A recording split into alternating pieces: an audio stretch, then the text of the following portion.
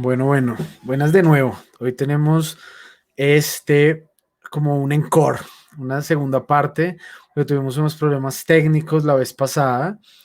Entonces, nada, vamos a de una, ya hicimos la presentación la vez pasada de nuestro querido amigo. Vamos a tratar de recogerlo en lo que nos quedamos. Y bueno, bienvenido nuevamente, mi querido William Pachón. Un gustazo estar contigo acá, echando lora. Súper, como hace mucho tiempo, esa era nuestra práctica en algún momento de la vida, era nuestra práctica diaria, ¿no? Hablar hasta algunas veces largas horas de la noche. Sí, porque pues sabes que cuando tú compartes cosas en común en un club, en este caso era deportivo, hay cosas en común.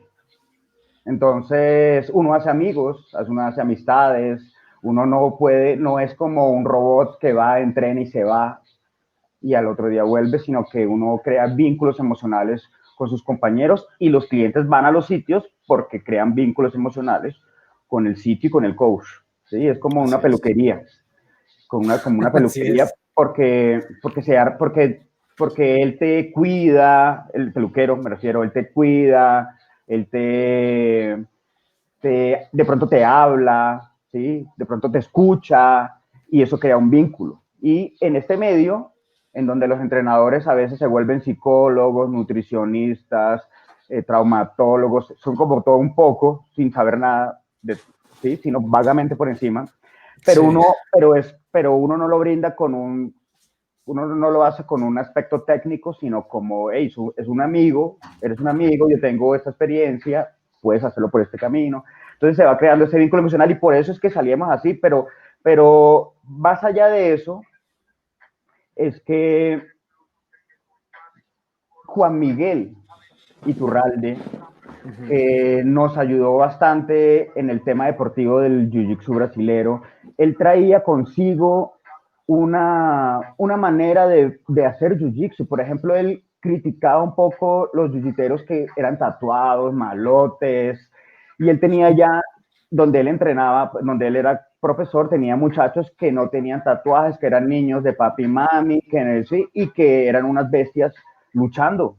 Entonces, claro, eso también me quedó en la cabeza de uno no tiene por qué ser, es un deporte, uno no tiene por qué hacerse el malo, ni el más fuerte, ni tener esas posturas ante la lucha como agresivas, sino que es un deporte y ahí gana el que más tenga técnica. Entonces, él trajo a mi mente esa idea y la idea de siempre hacer charlas técnicas después de los entrenamientos. Las charlas técnicas, él se refería a sentarnos a hablar un rato y tomarnos una cerveza, entendiendo que la cerveza no era nociva, no lo veíamos como un método de hidratación. Es decir, De recuperación.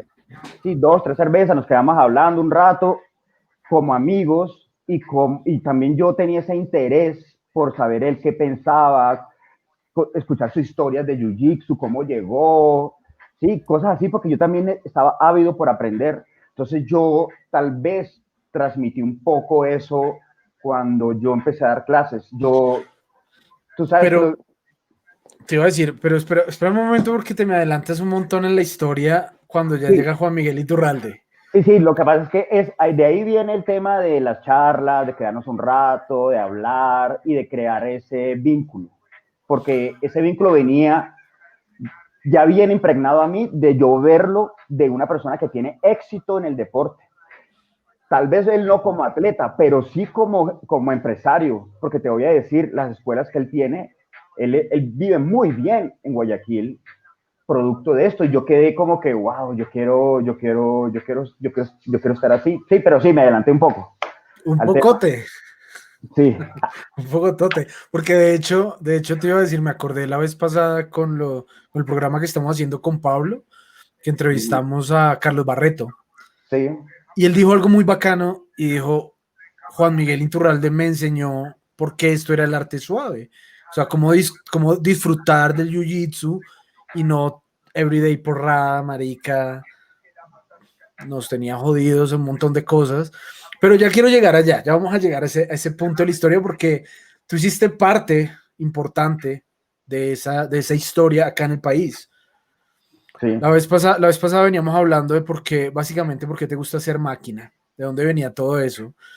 Cuéntame un poco, hablemos un poco de cuando tú te encuentras con el Jiu-Jitsu y en un momento toda tu vida giraba alrededor de Jiu-Jitsu y eras sumamente obsesionado con el Jiu-Jitsu y sobre todo para las personas, porque ya varias veces se ha mencionado, sobre todo en el otro programa, un gi, un gi muy famoso y legendario, que es el gi rojo de William Pachón.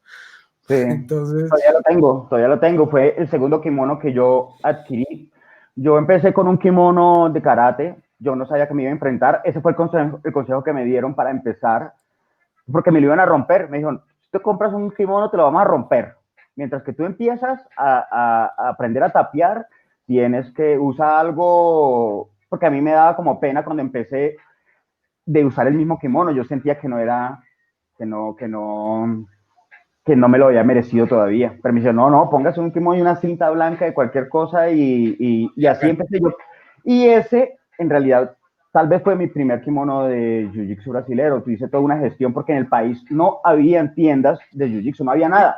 conseguir ese kimono igual es difícil. Es que cuando yo conocí Jiu-Jitsu, no en las páginas, en las redes, en Google, que todavía ya era fuerte, claro, pero no como hoy. Yo daba Jiu-Jitsu Colombia y no aparecía nada por mucho tiempo. Bueno, No, yo lo cuéntame, busqué. cuéntame cómo llegó a eso, o sea, cómo llegas a ese punto, o sea, cómo es la historia, porque eso tiene mucho que ver con la historia nacional del Jiu-Jitsu. O sea, tú estuviste Yo, ahí.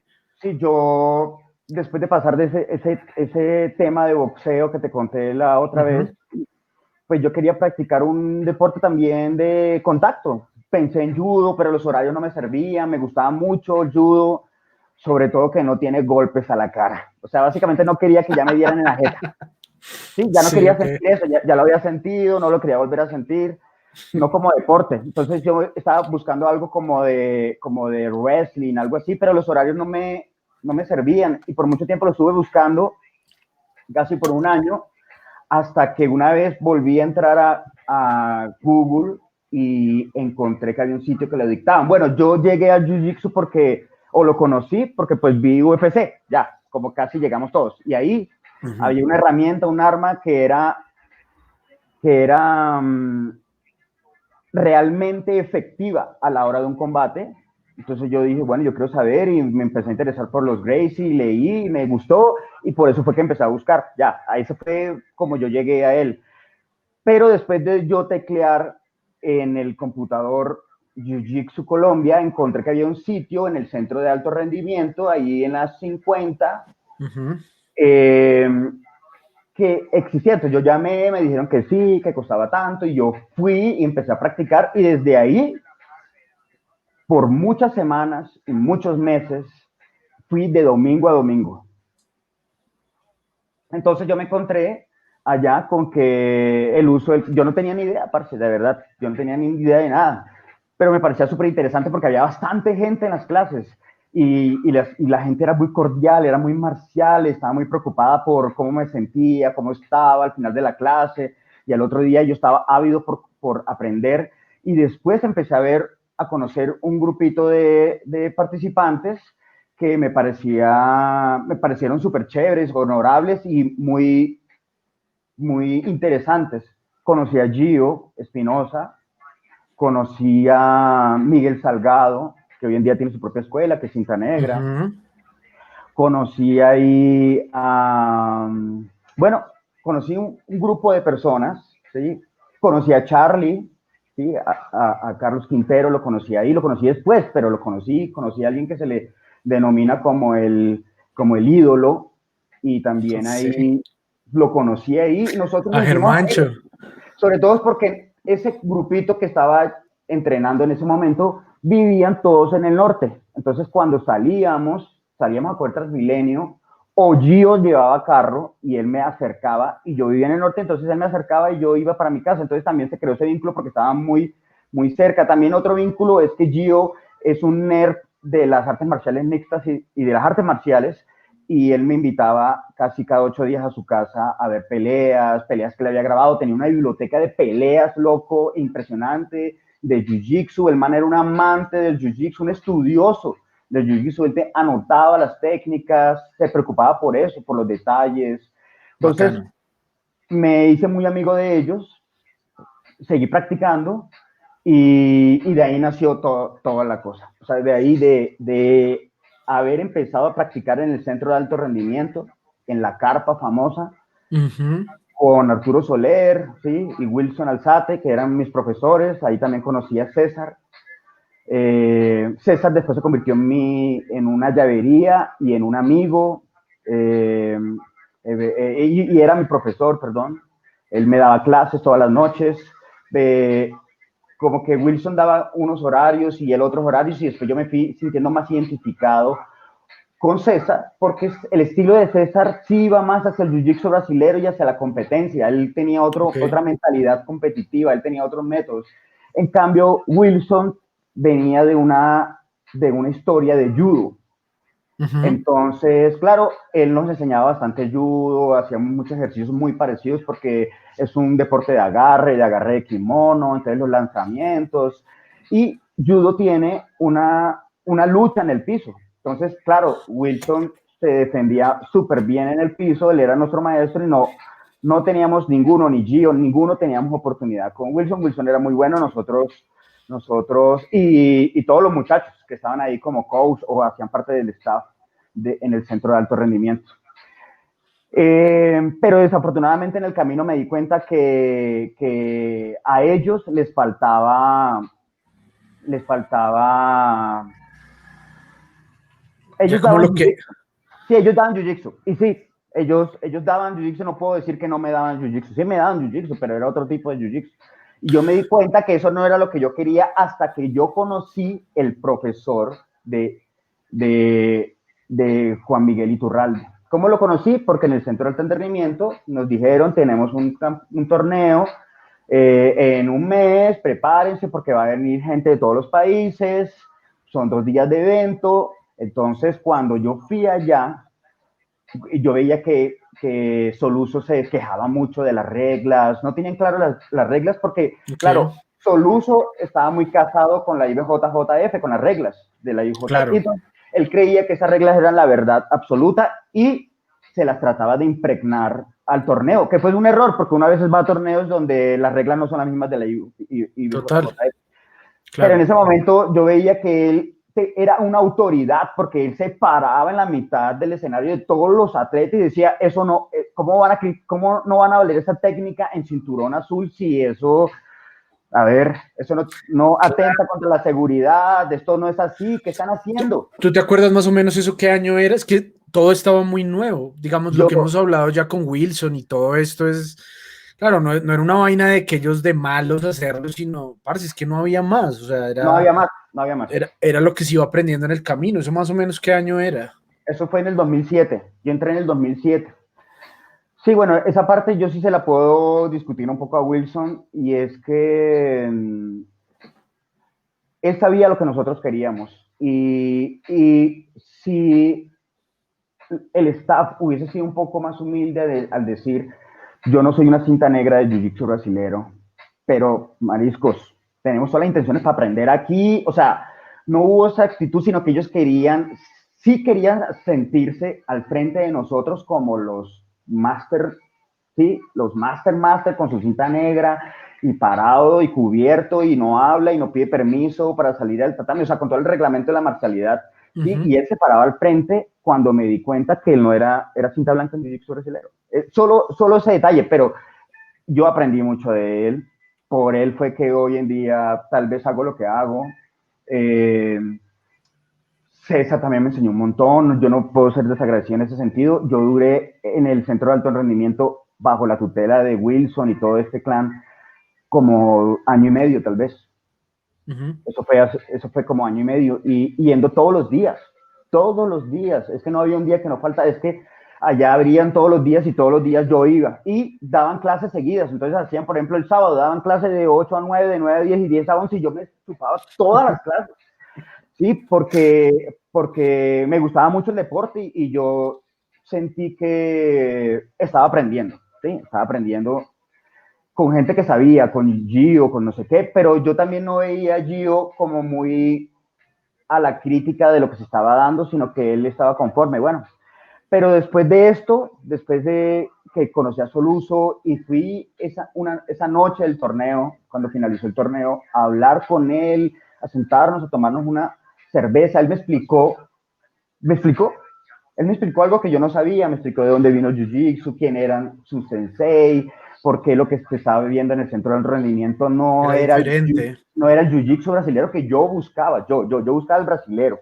Sí, ellos sí daban Jiu-Jitsu, claro, pero yo no buscaba eso. Y me fui dando cuenta, pero quería ser fiel igual al sitio, yo seguía siendo amigo de César y todos ellos, pero Soluso me dejó una inquietud, ustedes no son capaces con 10 millones de habitantes en Bogotá, traer una cinta negra y darle algo de dinero para que coma y viva y él les ayude a armar una escuela. Es que, miren, si ustedes meten en una escuela 30 personas, 50 personas, ya ese es el negocio. Entonces, sí, entonces me quedó eso, esa semilla, y yo dije, ¿por qué no? Si es verdad. Entonces, empecé a tener un poco de cosas que no me gustaban del centro de alto rendimiento, y es que, por ejemplo, ellos también no dejaban que uno se mezclara con otras personas que hacían jiu-jitsu brasileño. O sea, no pasa nada. Hoy en día eso es normal. Tú vas a una escuela, Sí, vas a la otra, se hablan hacen estrategias de hacer los dos un seminario. O sea, hoy en día no hay estos problemas, pero había un claro. celo en ese momento de no hables con él porque él, como tapándonos los ojos, ¿entiendes? Y después de eso entra en el camino Carlos Barreto, porque nosotros teníamos esa inconformidad de que no estábamos viendo jiu-jitsu brasilero, que nosotros habíamos visto en otros cómo se hacía y que no era lo que obteníamos, entonces nosotros decidimos eh, hacer una amistad con Carlos Barreto porque ahí no teníamos nada en realidad.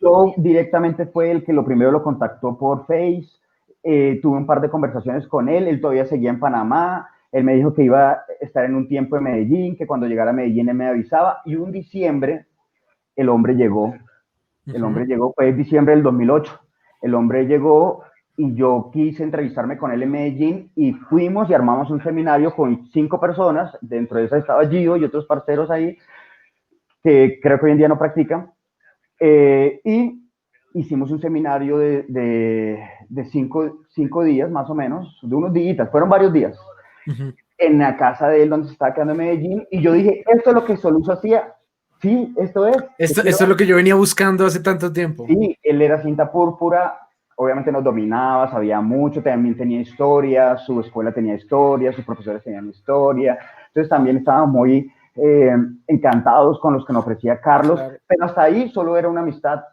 Porque además él Nosotros, también estaba muy, digamos, lo que él me decía la vez pasada era que su academia estaba muy, digamos, muy avanzada en estar pegada a las mixtas. O sea, donde él también entrenaba, ya había sí, visto técnicas de combate de pie y todo esto.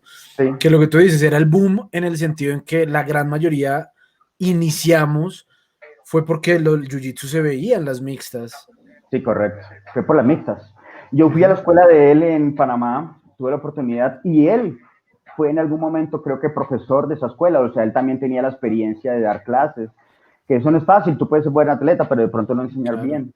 total. Entonces, y él tenía esa facilidad, él sabía explicar muy bien, y ese seminario nos fue increíble. Imagínate que, como una anécdota, eso fue en diciembre, a finales de diciembre, yo tenía que irme para mi casa para seguir celebrando las fiestas de diciembre, sí, Ujú. de 31, yo tenía que llegar, yo llegué el 31 en la mañana a mi casa, o sea, yo salí de Medellín a última hora casi, y eh, cuando yo iba camino hacia mi casa, recibí un mensaje de texto de, de, de, de Wilson Alzate, donde me decía que estaba prohibido que hiciéramos eso, que estaba prohibido que nosotros fuéramos y hiciéramos seminarios, que eso no estaba federado, y un montón de cosas, y yo... Y cuando mis amigos, los con los que yo fui a practicar en Medellín, fueron al centro de alto rendimiento, los vaciaron. Claro. Entonces, yo me acerqué a Arturo y yo le dije, ¿por qué no vincular a Carlos Barreto si Carlos sabe? Pero había unos celos, ellos no querían algo, yo no entendía por qué. ¿Sí? ¿Qué crees Y que era? Seguramente era porque eran disciplinas diferentes y en ese sentido, digamos, Carlos Barreto, pues si era un cinturón avanzado en esa disciplina.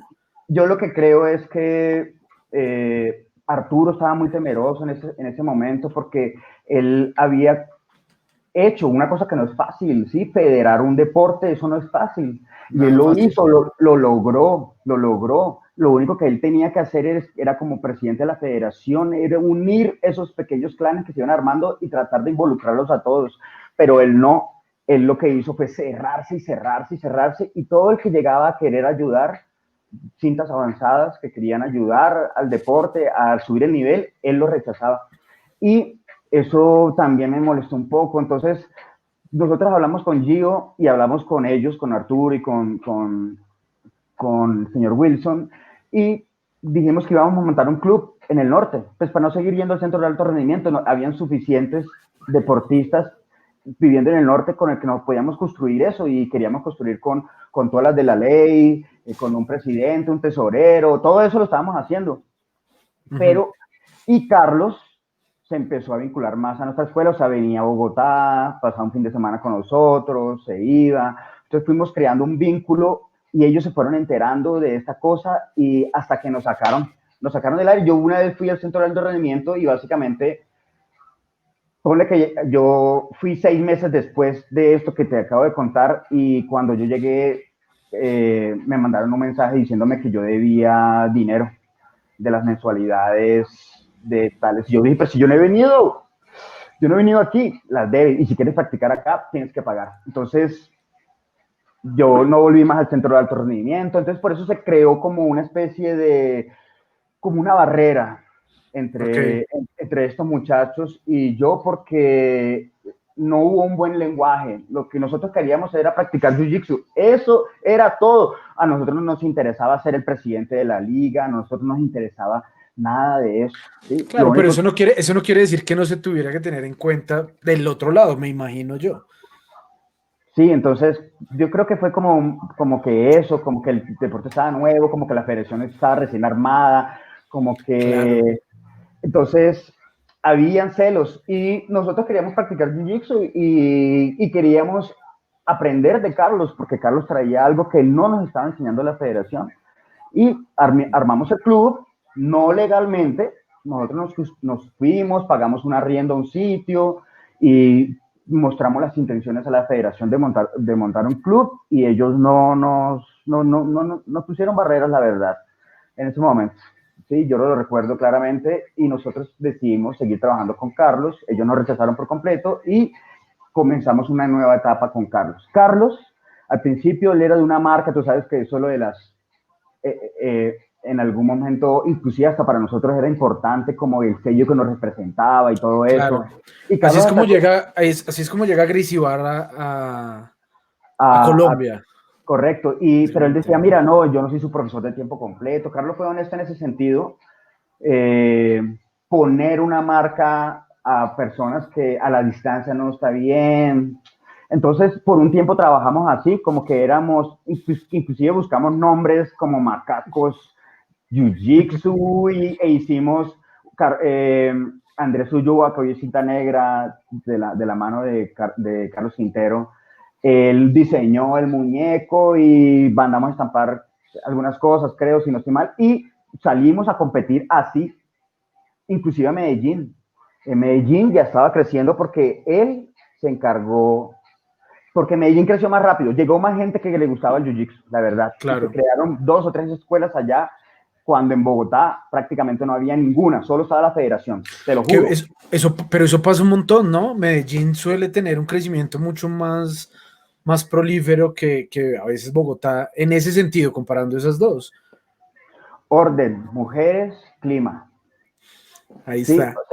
es decir, muchos van allá porque conocieron una chica en algún viaje sí, una chica linda y resulta que es de Medellín y terminan en Medellín. Entonces, creo que ese fue la razón de muchos que practicaron Jiu-Jitsu el llegar a Medellín. Entonces nosotros íbamos a torneos a Medellín porque allá tenía un crecimiento mayor. Nosotros aquí en Bogotá no competíamos casi, eso era clase, clase, clase, pero no competíamos y teníamos claro que si queríamos subir el nivel nos tocaba competir, ¿sí? Y hasta que un día Carlos nos dijo, oye, seamos Gracie, pero tienen los siguientes requisitos, hay que pagar una franquicia, ¿sí?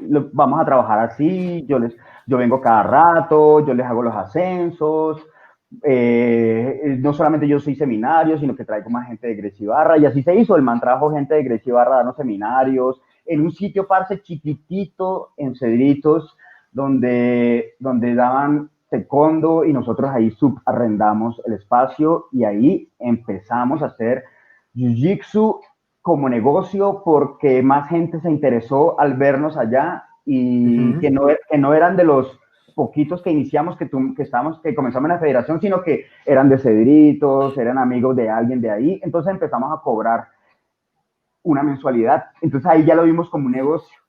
Claro. Entonces Que se podía resulta, sostener eso. sí, exacto, y daba en ese momento.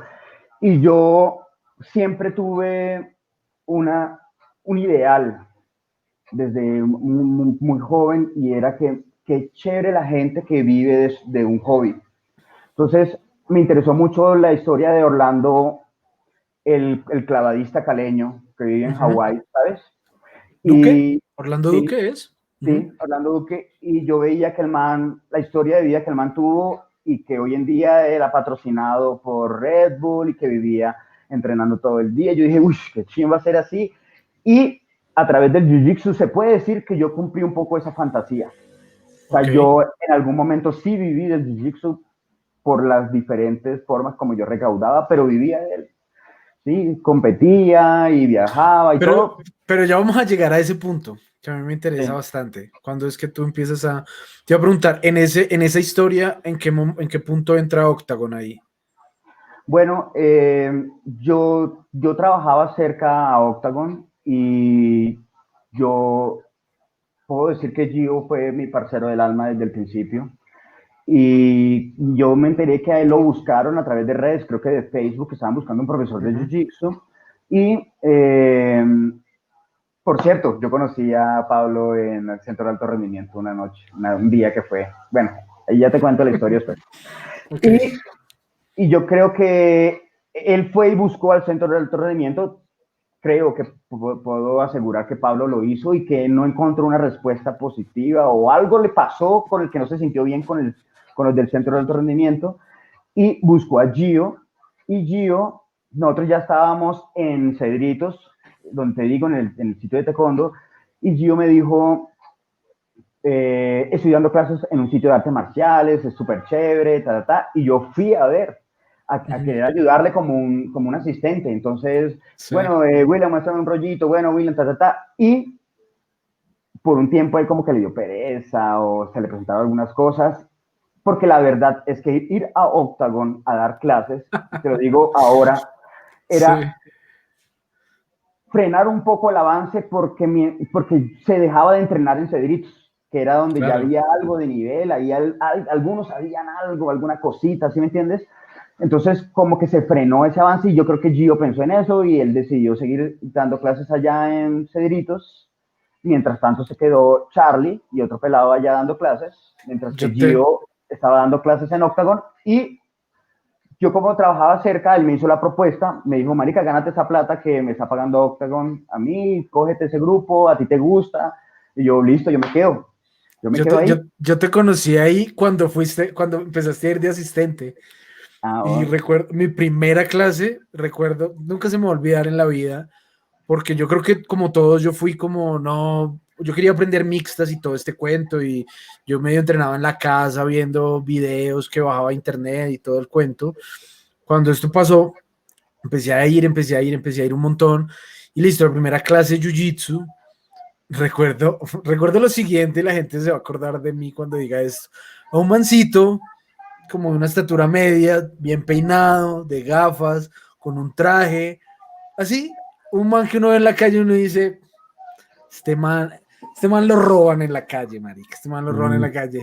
Y llega este mancito de gafas, se quita sus gafas, coge su traje, lo cuelga, lo dobla, puta, y se quita la camiseta de este sujeto y es un man lleno de bolas. Y resulta que era nuestro querido amigo William Pachón.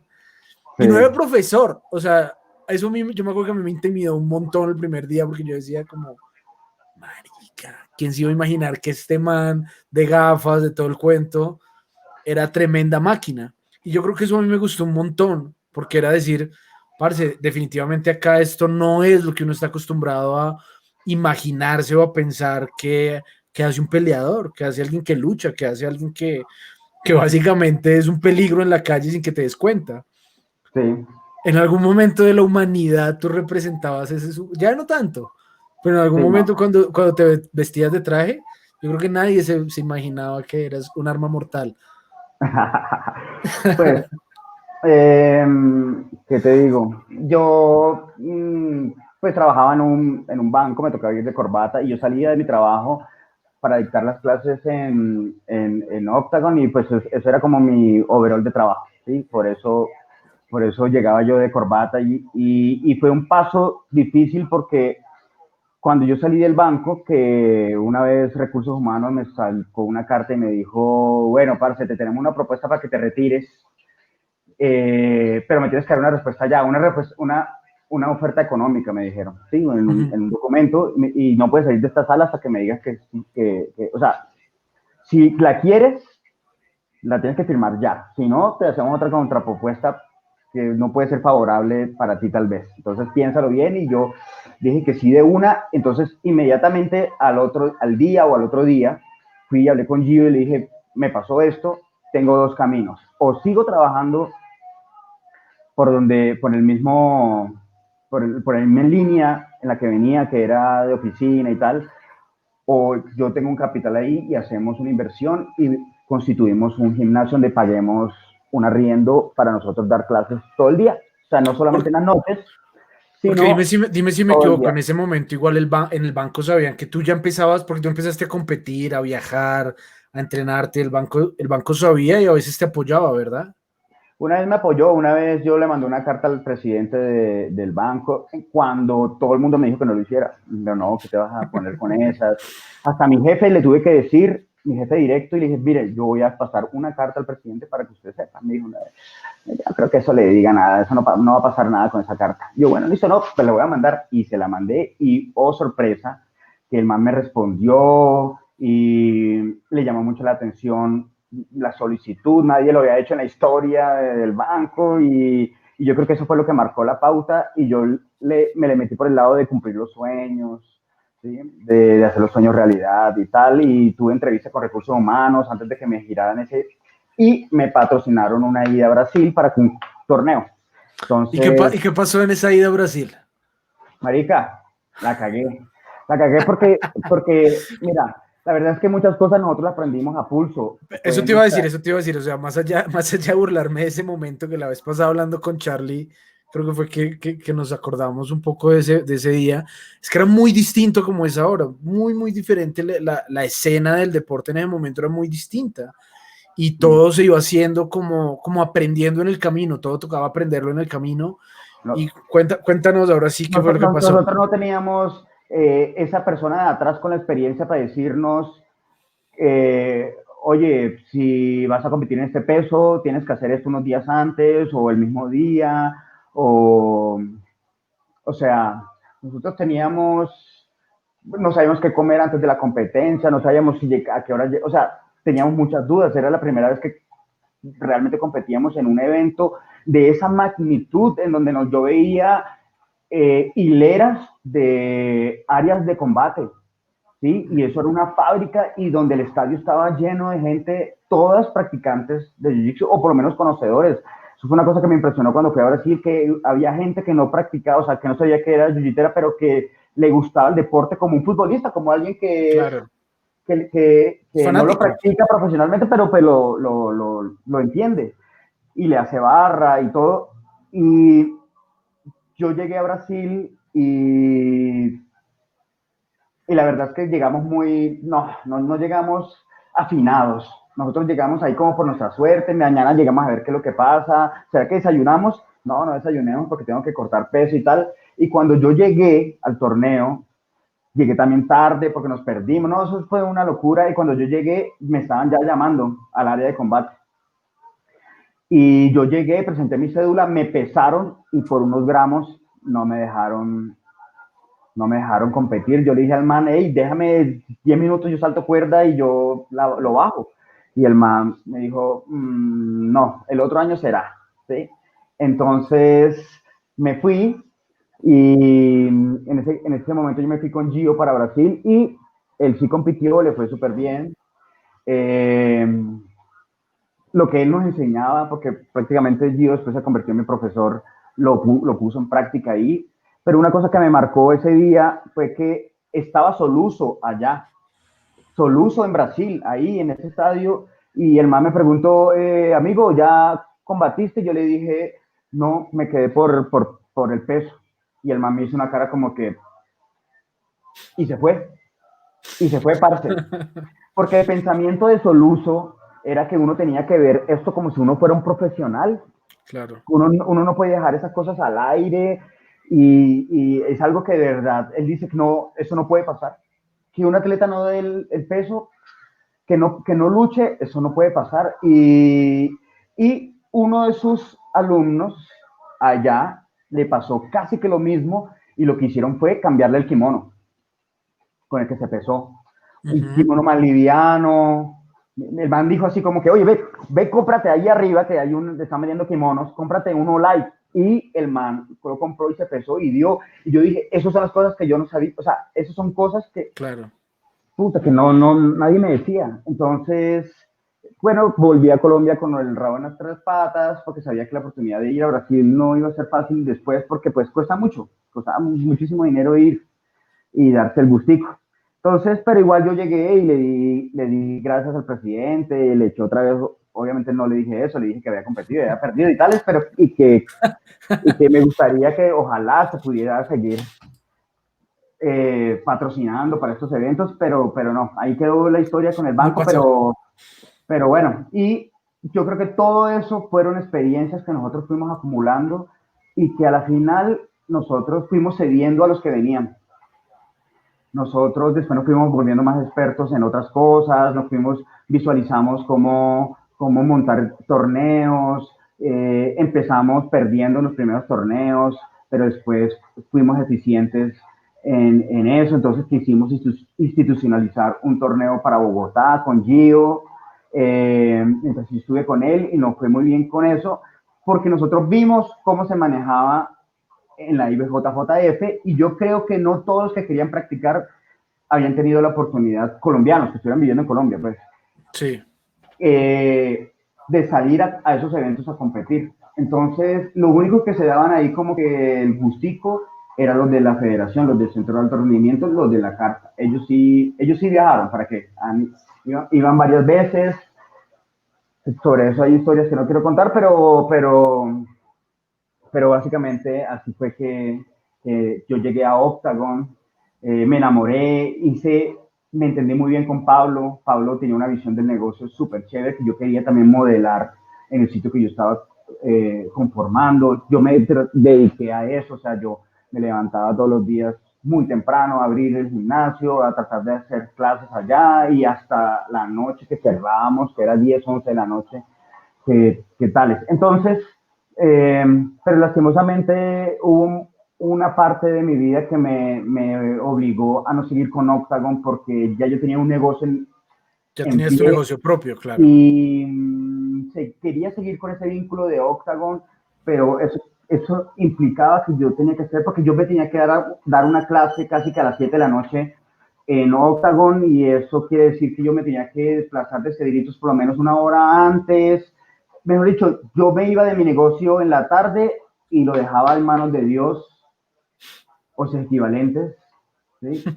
Sí. Y yo pensé eso, no, es mi negocio, tengo que hacerme cargo, estar al cargo de él, estar al frente. Entonces hablé con Charlie, que era un profesor de nuestra academia, nosotros le pagábamos, teníamos un arreglo con el hombre, y yo le presenté a Pablo. Pablo no conocía muy bien a Charlie y Charlie se quedó en Octagon con mejores frutos, porque yo en el camino me quedé corto a la hora ya de enseñar. Yo enseñé lo que tenía que enseñar, Ujú.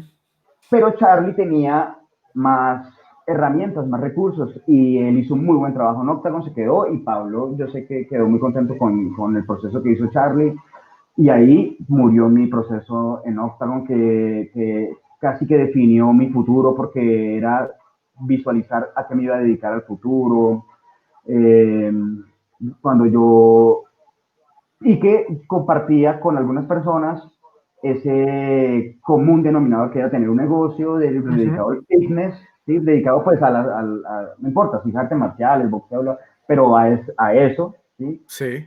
Y, y ver lo duro y las satisfacciones que puede tener un sitio de estos. Bueno, Cuéntanos un poco, parce, cuéntanos un poco de eso, porque yo creo que es el sueño de muchos, parce, algún día montar una academia. Y en un momento, tú viviste en algún momento en Bogotá, sobre todo, hubo una proliferación increíble de dojos de artes marciales mixtas, de jiu-jitsu. Uno veía cualquier cosa de fitness y ahí abajito decía MMA o jiu-jitsu o sí, todo esto. Y obviamente ahorita en este momento, no solo por la pandemia, pero ya veníamos en un punto en que todo eso se derrumbó impresionantemente. Cuéntame un poco cuando tú, bueno, listo, tú decides, tú renuncias al banco, ¿verdad?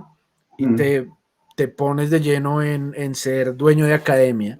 Y al mm, principio, full jiu-jitsu, le empiezas a meter, incluso cambian de sitio, un sitio más grande. sí.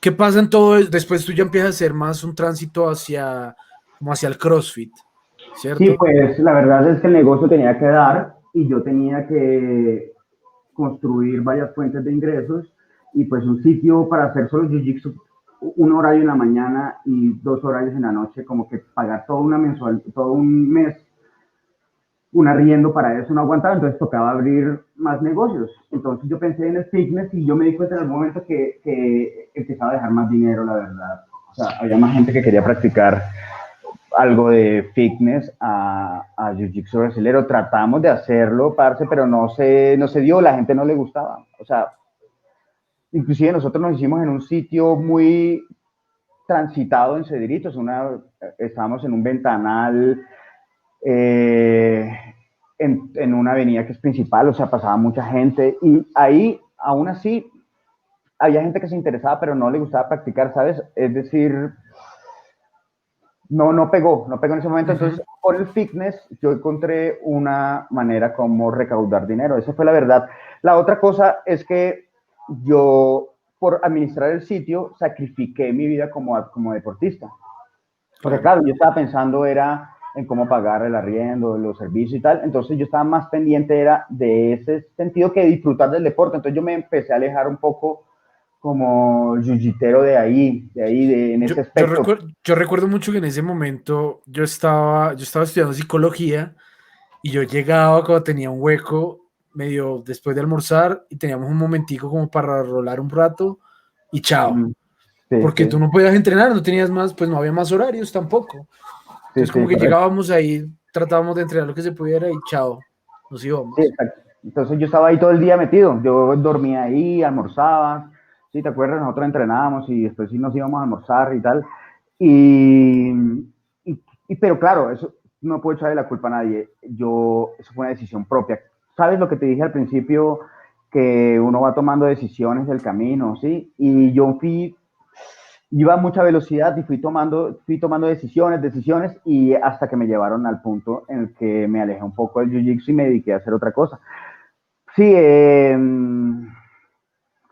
fue algo que sentí que era inevitable, porque por ejemplo, para yo practicar en la clase Jiu-Jitsu con Charlie, todo el combo a las 7 de la noche, sabiendo que ese horario es un horario especial para la gente que le gusta practicar fitness, CrossFit o lo que sea. Sí, Claro. es un horario Un Prime, sí.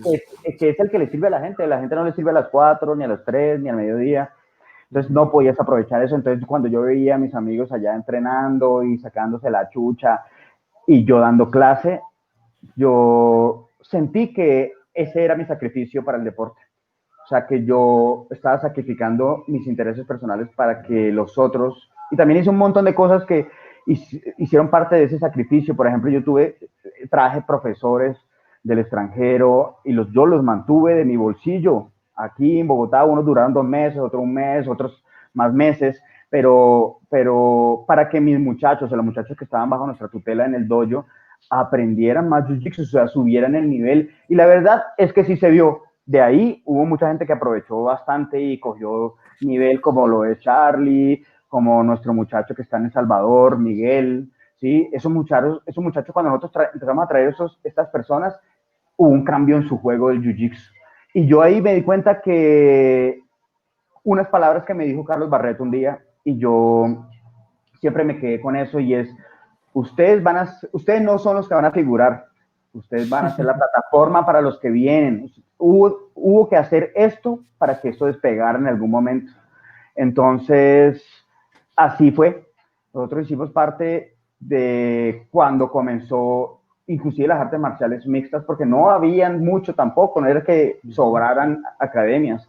Había una por allá en la 129, debajo de la autopista, con una persona que daba jiu-jitsu brasilero muy buena, pero el hombre estaba pensando, como que Manuel estaba en otros temas, y al final cuando yo fui a buscar a Manuel para que entrenáramos, él ya no estaba, él ya estaba en otros cuentos, casi no iba a la academia, casi ya no daba clases, y se fue y se desapareció del mapa, y rolamos con él un par de veces, pero hasta en esa búsqueda que nosotros tuvimos con Gio, inclusive fuimos donde Manuel, fuimos a esa academia. Manuel iba al centro de alto rendimiento y claro, aniquilaba a todo el mundo. Él quería mostrar que su jiu-jitsu era mejor, que lo que él hacía sí era jiu-jitsu, y se reía, se burlaba de lo que nosotros estábamos haciendo. Y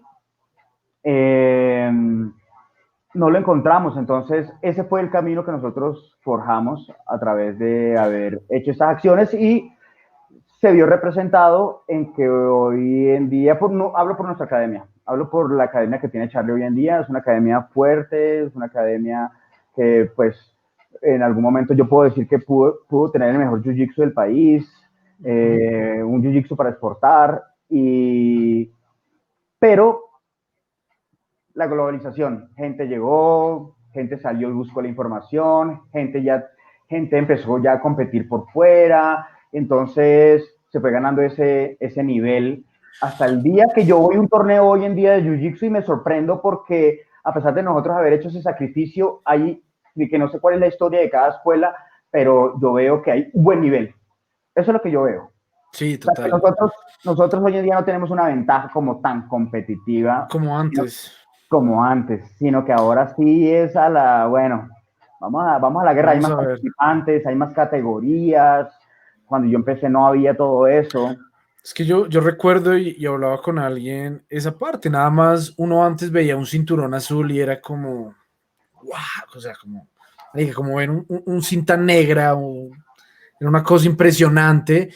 Y es raro porque en ese momento yo siento que era más difícil llegar a un cinturón azul y un morado, ni se diga, era más difícil que ahora, pero el nivel ahora que uno ve en un cinturón azul no tiene comparación con el que era un cinturón, o sea, No, uno ha ahorita ve evolucionado. gente competir que uno dice, o sea, qué El, nivel. el Jiu-Jitsu ha evolucionado tanto como las artes marciales mixtas. Las artes marciales mixtas de los 90 no son las del periodo del 2000 y 2010, y no son en este periodo del 2010 al 2020. O sea, los atletas son más atletas, más fuertes, más rápidos, más resistentes, conocen más de... No es como que yo vengo de karate kyokushin y medio aprendí algo de wrestling, no, ya todos hacen todo, ¿sí? Y el nivel no solo en UFC y en estas grandes empresas, sino en los eventos que nosotros vemos en nuestra ciudad. Cambia. Cuando yo iba a los primeros eventos de nuestra ciudad, eso era, Una no, pelea de gallos. era un circo, no tenían técnica, trataban de rellenar los eventos con otras cosas, con shows entre peleas. Entonces unas peleas eran de wrestling, otras de MMA. Entonces, claro, todo estaba empezando, nadie sabía mucho, estábamos tratando de construir, no había alguien que no había como un soluso que llegó con toda esa experiencia a Ecuador y le dijo a los hermanos Iturralde qué hacer. Eso te Eso iba, eso, básicamente, Eso nos Eso te faltó. iba yo a preguntar, ¿Qué hacer? en qué momento entra a escena del Jiu-Jitsu nacional Juan Miguel Iturralde o los Iturralde? Después de conocer a ¿Cómo? Soluso, después de haber tomado esas cervezas esa noche, el man me escribe a mi correo y me dice, oye, tengo un amigo, un alumno mío que es muy bueno, él también es profesor en la academia, va a ir a Bogotá, ¿por qué no le armas algo? Entonces yo le dije, claro, pásame el correo. Y yo empecé a, correo va, correo viene con Juan Miguel. Y empezamos a hablar de cosas ahí por el correo. Hasta que el man vino a Bogotá porque su novia estaba aquí en Bogotá. Entonces yo lo cité cuando llegó a Bogotá, yo lo cité, nos tomamos unas cervezas, nos tomamos unos guaros, hablamos del jiu-jitsu en Ecuador, de un montón de cosas. Y al otro día fuimos a entrenar, lo llevé a la academia, cobramos como un seminario, como que muchachos, cada uno da 50 ahí para el profe y tal. Y el man dijo una frase esa vez y dijo, voy a enseñarles, ¿qué? Voy a enseñarle, ¿cómo fue la frase que el man dijo? Voy a enseñarle física cuántica a sí, todo un matemático. Como diciendo, bueno, estos manes ya hacen, pero es que esto es muy evolucionado ya, entonces no sé qué dictarles, porque ellos hablaban ya de berimbolo y de, no, eso era una cosa que yo no me caía en la cabeza. Él lo explicaba, parce, y yo decía, eso no sirve en una lucha, porque nosotros cuando nosotros luchábamos éramos gorilas, Claro. y el man nos mostró el arte suave al punto que cuando él fue a darnos el seminario, los de Samay se enteraron, los muchachos de Iván y Manuel, los de la escuela esa que te digo de MMA, y fueron hasta allá y bueno, vamos a luchar. Y Juan Miguel sacó la Barrió. cara contra gente que sí los hizo ver como nada, él era cinta café. Juan Miguel siguió viniendo más En veces. ese, en ese momento, o sea, los equipos que estaban conformados acá, o cómo era ese cuento, la primera vez que él, pues, que Juan Miguel viene. Cuando vino Juan Miguel existían los de la federación, existían los grupos que había conformado la federación, que era un núcleo en Cali, chiquitico, con un profesor, con un profesor allá que tiene todo mi respeto, ¿sí? Que man viene como del judo y eso y tal, y el man también quiso montar academia allá, unos muchachos del Meta, que hacían judo, pero también le gustaba así como hacer el grappling de piso, y habían algunos pequeños núcleos, pero todos eran armados por la federación. Ujú. Y nosotros, que éramos como la disidencia, como que nos veían como que los creonchis, ¿sí? Los que dejaron. Entonces, Cuando viene Juan Miguel, ¿ya estaba, o sea, ya estaban conformados como Gracie Barra o todavía no había aparecido Carlos no, en el espectro? no éramos Gracie Barra todavía. Ya. Nosotros fuimos Gracie Barra casi que después de conocer a Juan Miguel, yo digo que unos 6, 8 meses, puede ser un año después.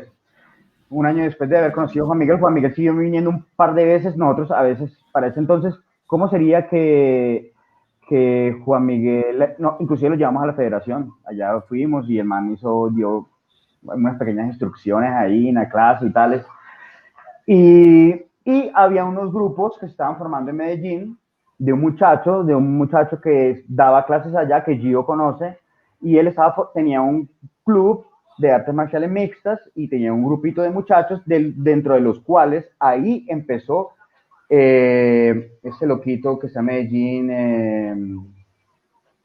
el que es de Coriña, se me olvidó ahorita el nombre. El cinta negra Eh, de Coriña. Gillo, Yo conocí a Gillo cuando era un peladito, un niño. Y él tenía un hermano mayor, no era su hermano mayor legítimo, era un pelado con el que entrenaba que era mayor, pero eran como hermanos, como que se ujú. protegían, se veía ahí la amistad. De pronto tenía la misma edad, sino que de pronto el otro era más alto. Y yo veía al otro pelado más como un rival que como Gillo. Gillo era un niño, pero tenía una garra, porque cuando yo lo veía en los torneos, parce, ese muchacho no le gustaba perder, era muy apasionado. Y el Gillo nació de ese núcleo. Ok. Después fueron llegando otros llegó una cinta negra por ahí, le hizo competencia al man y a Barreto, y entre ellos hablaron de todos, bueno, y llegó una legítima cinta negra, porque en el país no había ninguna cinta negra hasta el momento. Entonces, la cinta más avanzada que podíamos decir era Juan Miguel Iturralde cuando llegaba con su cinta café, porque sí había una distancia de una cinta blanca a una cinta café y era enorme. Sobre Sí, todo que, absurdo. sobre todo que también nos llamó mucho la atención que Juan Miguel ya tenía conocimiento ya tenía la experiencia de sus hermanos y él de haber participado en eventos internacionales, cómo se manejaba, quiénes eran, cómo es el tiempo, cuáles son los trucos. Nos empezó a guiar sobre muchas cosas y hicimos una buena amistad. Nosotros le propusimos que si viniera a vivir a Colombia, que nosotros le montábamos una escuela, pero Gio se calceteó esa vez. Gio dijo, no, yo no quiero dejar Gris Ibarra, yo me quiero quedar con Barreto, yo no. Pero, parce, cuando yo monté mi negocio, cuando yo decidí montar un negocio, yo empecé a sopesar cosas de, de Barreto y de Juan Miguel, y a la final Juan Miguel nosotros lo veíamos más veces que a Barreto. Ok. Entonces nosotros hicimos una solicitud a Barreto en el que nosotros queríamos, para mejorar nuestra desempeño, pues tener una cinta negra de Gracie Ibarra o una cinta avanzada de Gracie Ibarra aquí en Bogotá de tiempo completo.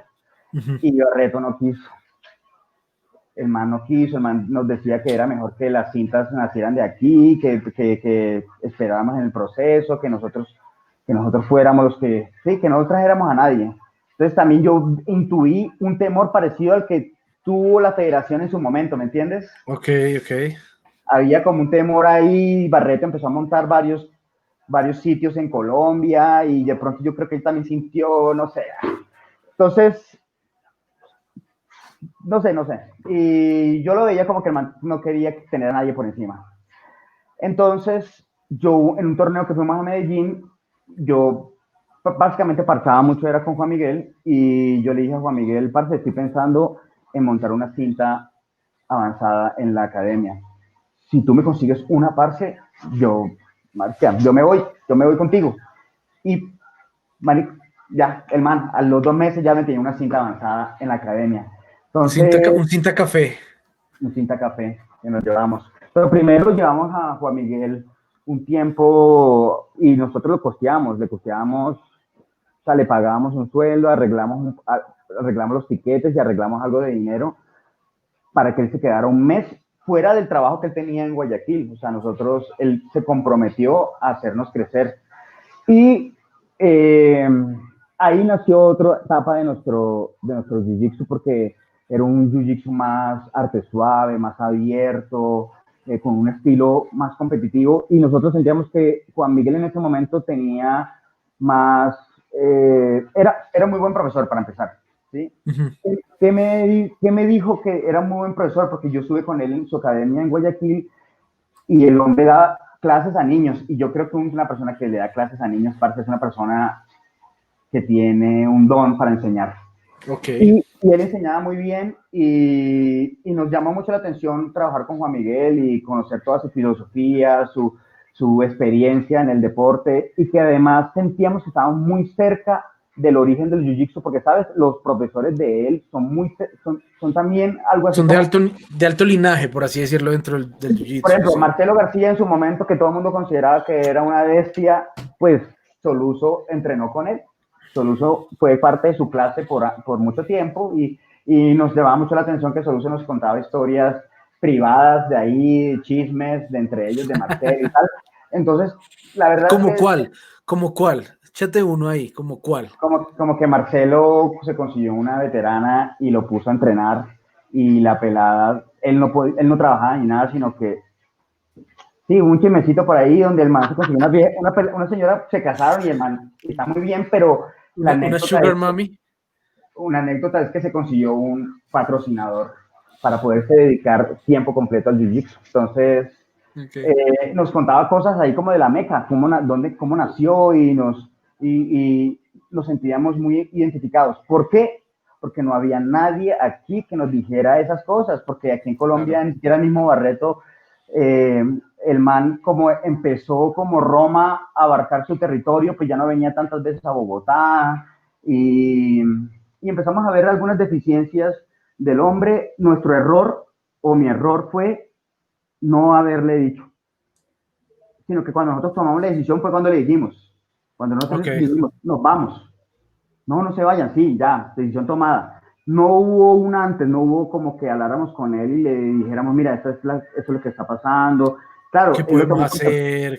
él lo tomó por sorpresa, pero una historia que nos marcó es que nosotros fuimos a un torneo a Panamá con Gio, éramos de Ibarra, y nosotros nos encontramos otra vez a Soluso allá.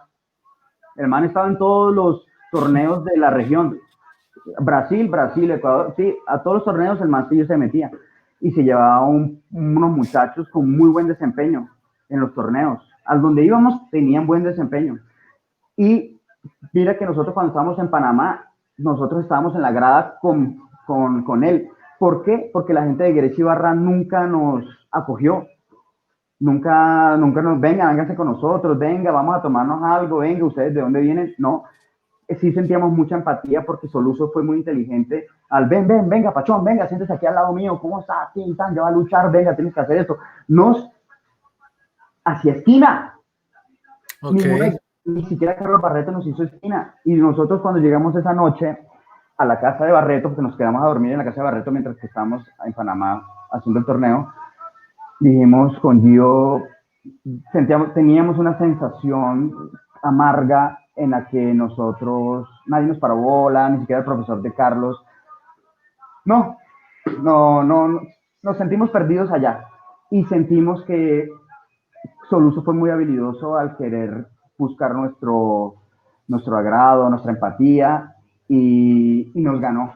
La verdad fue esa. Soluso nos terminó ganando nuestro corazón. Hoy en día le tenemos mucho respeto a Soluso por la manera como visualiza el Jiu-Jitsu. Cosas tan estúpidas, parce, como que él decía, que yo a veces llego a la Academia Juan Miguel a la clase de la noche y cintas blancas me tapean. ¿De verdad, mestre? ¿Cintas blancas te tapean? Claro. Yo estoy muy cansado y esos muchachitos vuelan y me pescan. Y él lo contaba como que eso no es nada. Eso Como que, pasa. como que me llama mucho la atención que él iba a una pelea de MMA y perdía y al otro día para él no pasaba nada. Ya, perdí, sí, soy un peleador y los peleadores ganan y pierden. Y no era como que como cuando yo perdía, que cuando yo perdía era, no, voy a salirme de esta mierda, no voy a seguir esto. ¿Sí? Yo siempre traté de mejorar. Todo lo que hice, lo hice en aras de querer mejorar yo. Sí. Entonces, bueno, ahí está. Oye, ¿y en qué momento? Porque tú siempre has tratado de competir y siempre eres una máquina dándole a todo, todo, todo el tiempo. Ya nos acercamos a un momento ya de tu vida en el que el CrossFit se vuelve tu nueva pasión y dentro, o de pronto un poco antes, porque ahí nos volvemos a reencontrar ya yo como coach tuyo, Mm. ¿cierto? En el CrossFit. Pero antes de eso, tú empiezas a poner ciertos récords ahí de algunas, de burpees y cosas, todas estas cosas. Cuéntame un poco como ese momento ahí que fue. Pues yo quería retarme siempre a mí, a mi cuerpo. Sabía que yo tenía que buscar competencia de alguna manera, si no era a través de ningún deporte, por lo menos de estos tradicionales, de las artes marciales y eso. Pues empecé yo mismo a crearme retos, los buscaba a ver si alguien lo había hecho y yo empecé a trabajar sobre ellos, solo como un reto personal. Y el fitness, el estar dando clases a personas, me fue llevando a querer competir, yo empecé, creo que también puedo ser algo parte de la historia del CrossFit en Colombia, porque yo soy como de la tercera generación, es decir, hubo una escuela de CrossFit en Bogotá, que fue la primera, de ahí hubo unos alumnos, cada uno de ellos quiso montar sus propias escuelas, ¿sí? Uh Y de -huh. ahí yo fui alumno de ellos, de alguno de ellos. O sea, de Ok. alguien que vio nacer el CrossFit en Colombia, yo aprendí. Entonces yo tenía mi escuela donde yo dictaba fitness, pero yo iba a entrenar con una gente CrossFit y yo se veía que yo tenía facilidades para muchas cosas. Las artes marciales me la trajeron. ¿Sí? Las artes marciales trajeron esa mentalidad fuerte que yo no veía en los demás a la hora de competir. Yo decía, no, pues que aquí, uno, nadie me va a dar en la jeta, dos, nadie me va a humillar donde los ojos están puestos en mí, sí, como en Jiu-Jitsu, que estás en la lucha y muchas personas están pendientes de tu lucha.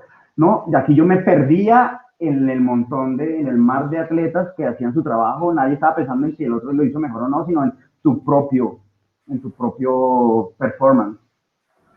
Entonces empecé a entrenar CrossFit, se me facilitó mucho empecé a tener buenos récords en algunos eventos que iba de CrossFit y me salió un diablo ahí, parce, me sentí que el deporte estaba hecho para mí. Y ahí sí dejé casi que Jiu-Jitsu lo practicaba de vez en cuando, con Charlie me invitaba y eso, pero ya no era algo de todos los días. Y me dediqué a hacer CrossFit mañana, tarde y noche. O sea, me dediqué a entrenar de verdad a tiempo completo. Quería ser un atleta, quería ser sponsoreado, tenía metas en mi cabeza. Se me estaban dando cosas, ¿sí? Llegó un punto en que empecé a ser reconocido también, así como lo fui en algún momento en el medio del Jiu-Jitsu y las artes marciales mixtas, en donde yo iba a algún evento y sabían quién era yo. Me pasó lo mismo en CrossFit, pero también como en Jiu-Jitsu me pasó igual en CrossFit, en donde creció tanto y dejé yo de competir en CrossFit que se diluyó esa imagen que yo tenía. Entonces yo voy a los eventos o a algún box y ya nadie sabe quién soy yo, teniendo en cuenta que en algún momento sí, que Ok. yo iba a Cartagena, a un box en Cartagena y allá, oye, tú eres el que tipa. Entonces, ¿por qué? Porque soy un atleta. Puede pasar ahorita en un dojo, ya un dojo en Cali o lo que sea, y Lo mismo, ¿no? Nadie sabe. Y tampoco tengo el nivel. Es decir, si voy a un dojo de Jiu-Jitsu y me meto a hacer Jiu-Jitsu, pues se va a ver que hay gente que tiene más nivel porque pues está ¿qué, más ahí. qué Entonces, cinta eres actualmente de Jiu-Jitsu brasileño? dime, ¿Qué cinta eres? ¿Qué faction eres de Jiu-Jitsu llegué, brasileño? llegué a cinta púrpura. Yo estaba más o menos como en el orden inclusive creo que antes de Ulloa, pero me faltó la consistencia para seguir en el deporte y obtener una cinta negra como un título. El deporte me sigue gustando muchísimo. Hoy en día parte de las cosas que hago, pues, se lo atribuyo a las artes marciales. Y muchas de las cosas que yo atribuyo a mi desempeño como atleta de CrossFit fue haberte contratado como psicólogo y haber experimentado la tarea que tiene un especialista en esto, en el deporte. Y a entender, porque yo tenía una falsa idea de para qué servía un psicólogo deportivo. Y ahí yo entendí, mi mente se fortaleció, mi mente cambió en ese instante. Entonces, si ves, uno va en el camino aprendiendo cosas y mi tarea hoy en día, pues de todo eso que he aprendido, pues tratar de transmitir ese conocimiento a las personas que vienen. Pero antes de que llegues a ese punto, ¿cómo termina, digamos, que esa etapa del CrossFit? O sea, hasta dónde llegó? ¿Cómo fue?